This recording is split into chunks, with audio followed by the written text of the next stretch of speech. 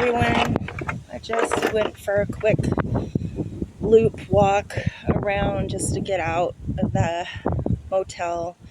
This time of day, it's about 1 right now. It's not that bad out just because the wind's blowing, so at least I have a bit of shade. I didn't go to the river with the dogs early this morning. I thought it was going to be helping a friend of mine, but she wasn't feeling up to it. So we just went to the dog park, and uh, that sufficed, especially because it was pretty hot this morning. Anyway, yeah, so still job hunting. I did an interview late morning for that veterinary clinic, and that went well.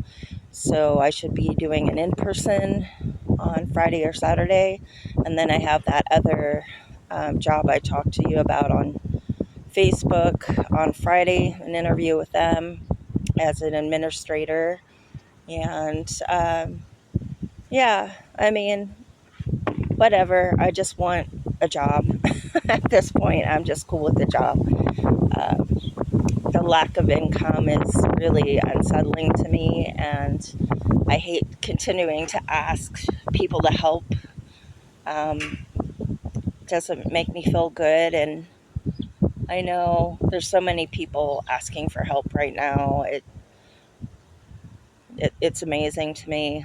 I was on one of those nomads helping nomads groups, and there was kind of a group for people who are homeless, who need help. And I mean, the number of people who are getting kicked out of their apartments or their houses, it's just overwhelming. I mean, there's so many people that need help right now, and it's hard to be in a position where you do need that help, because I think people are just kind of fatigued with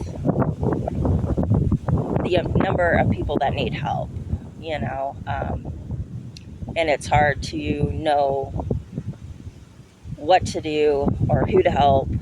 And I think sometimes people get cynical about it at this point as well. So, I'm kind of up against that. Again, I don't like asking for help, but sometimes you need to ask for help. That's just the way it is. So, the sooner I am making money, the better. But then I also have to find a place, which means a deposit, which means oftentimes a pet deposit and first and last month's rent. And you have to work a good month or so just to be able to get your foot in the door somewhere. So I'm trying not to stress myself out with that reality, but that is reality. So um, anyway, I get out and hike around a lot. I don't hike. I do a little of that in the morning. It's too hot now to hike. But I get up and I move around as much as I can just to keep myself sane. There's nothing worse than sitting in a room worrying and worrying and worrying. That really doesn't do anything. And I think just giving my body the release of that worry through movement is a good thing. So, and I found out from the owner of this, well, not the owner, the manager of the motel. He bought the little 50s diner and backyard bar that sits on the property. And so apparently he's going to open in the next month.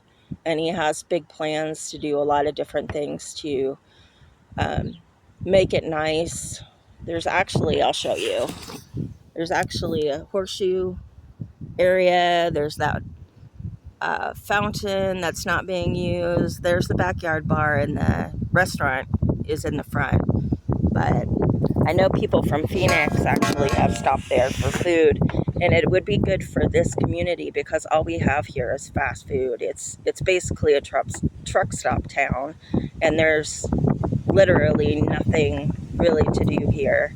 So it would be nice if they offered more, mom and pop restaurants and just activities for people to do. It's just I don't know why anyone would want to really buy a house here, to be honest with you. And no offense to the people who bought a house here, but why? I don't know. I guess they thought it was cheaper, and some people actually do commute down to Phoenix and live up here because at the time they thought housing was cheaper, but it's really not all that cheap, and neither was Mayor.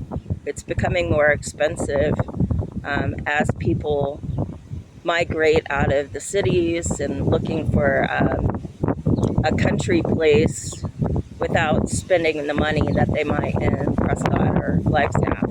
So I don't know, but at least it's cheap for me to stay like in this motel. It was the best option because my friend was helping me, and I didn't want to ask to have,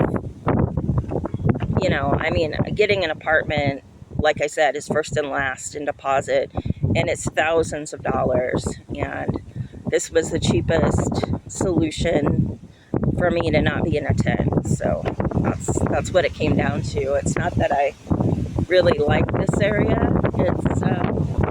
It's okay.